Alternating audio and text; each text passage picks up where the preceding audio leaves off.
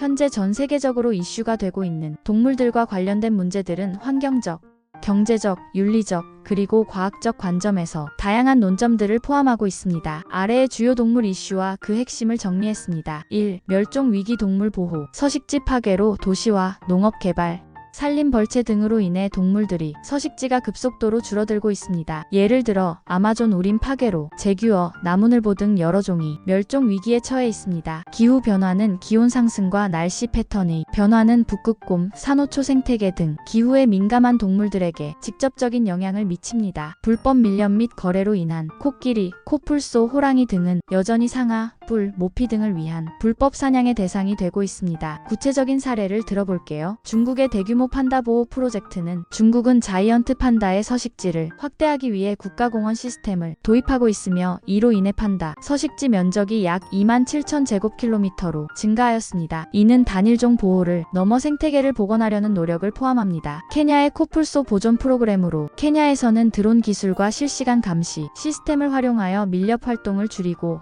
멸종 위기에 처한 검은 코뿔소 개체수를 회복시키기 위한 노력을 강화하고 있습니다. 호주의 대형 산불 이후 서식지 복원을 위해 2019년에서 2020년 대형 산불 이후 호주는 코알라와 같은 토착종을 보호하기 위해 서식지 복원 프로젝트에 수억 달러를 투자했습니다. 해결 방안을 생각해 볼까요?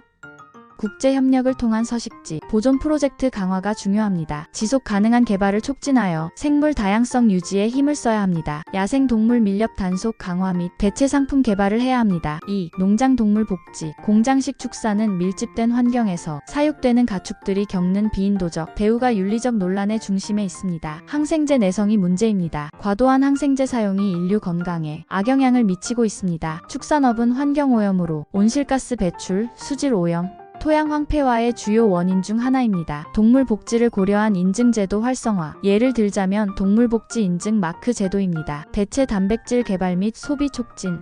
예를 들자면 식물성 고기, 배양육입니다. 축산업으로 인한 환경 영향을 줄이기 위한 기술 개발이 필요합니다. 3. 해양생물 보호. 플라스틱 오염으로 매년 수백만 톤의 플라스틱이 바다로 유입되어 거북, 고래, 물고기 등의 생존을 위협합니다. 참치, 대구 등 상업적으로 중요한 어종이 남획으로 인해 개체수가 급감하고 있습니다. 기후변화, 오염, 남획으로 인해 산호초 생태계가 붕괴되고 있습니다. 해결 방안을 들자면 플라스틱 사용 줄이기와 재활용, 시스템 개선이 필요합니다. 해양보호구역 확대와 지속 가능한 어업 관리도 해야 합니다. 산호초 복원 프로젝트 및 기후변화 대응을 해야 합니다. 4. 외래종 문제.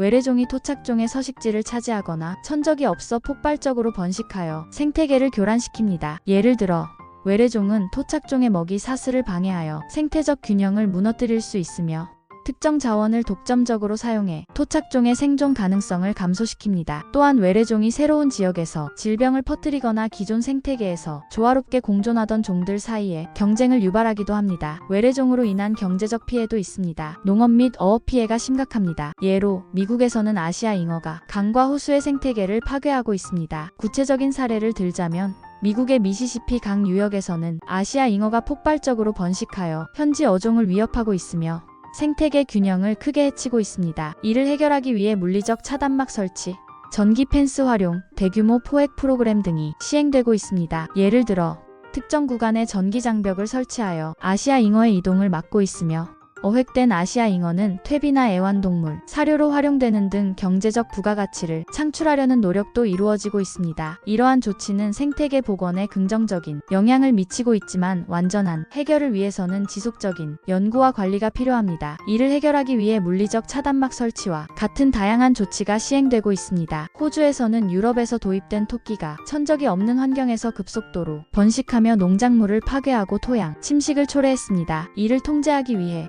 생물학적 방제법 예를 들자면 특정 바이러스 도입이 활용되고 있습니다. 전 세계적으로 확산 중인 붉은 불개미는 사람과 동물에게 직접적인 피해를 줄 뿐만 아니라 생태계에 악영향을 미치고 있습니다. 주요 감염 지역에서는 모니터링 및 살충제 사용 등으로 확산을 방지하려는 노력이 이루어지고 있습니다. 한국에서의 외래종 문제입니다. 한국의 하천 및 호수에 유입된 베스와 블루길은 빠른 번식력과 강한 포식성으로 인해 토착, 어종과의 먹이 경쟁에서 우위를 점하며 생태계 균형을 무너뜨리고 있습니다. 이를 해결하기 위해 정부는 생태계 교란 생물 관리 계획을 통해 정기적인 어종 포획 작업을 진행하고 있으며 일부 지역에서는 어획된 외래종을 활용한 친환경 비료 및 사료 생산, 연구가 이루어지고 있습니다. 또한 민간 차원에서는 낚시 대회를 개최하여 베스와 블루길의 포획을 장려하는 프로젝트도 진행 중입니다. 정부는 이들 어종을 제거하기 위한 지속적인 노력과 연구를 진행 중입니다. 북미에서 도입된 덩굴 식물인 가시박은 한국의 강가와 들판에서 빠르게 확산하며 다른 식물의 생장을 억제합니다. 이는 생태계 다양성을 감소시키고 토종 식물의 생존을 위협하는 요인이 되고 있습니다.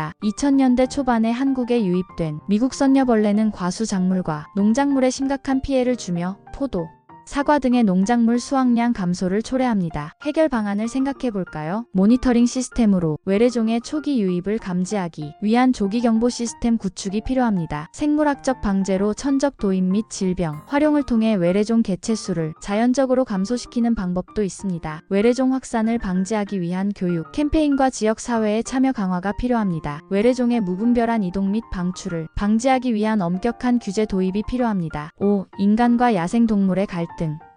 인간 활동 영역과 야생동물 서식지가 겹치면서 농작물 피해, 가축 공격, 심지어 인간 피해 사례가 발생하고 있습니다. 야생동물과의 접촉 증가로 인해 질병이 인간에게 전파되는 경우가 많아졌습니다. 예를 들자면 코로나19는 박쥐와 천상갑 등 야생동물과 관련이 있는 것으로 알려져 있습니다. 해결 방안으로 인간과 동물 갈등을 줄이는 조치, 예를 들자면 전기 울타리, 대체 서식지 제공이 필요합니다. 야생동물과의 접촉을 줄이는 방역 정책 강화를 해야 합니다. 생태계와 인간의 공존을 위한 연구 및 교육도 중요합니다. 6. 기후변화와 동물 이동.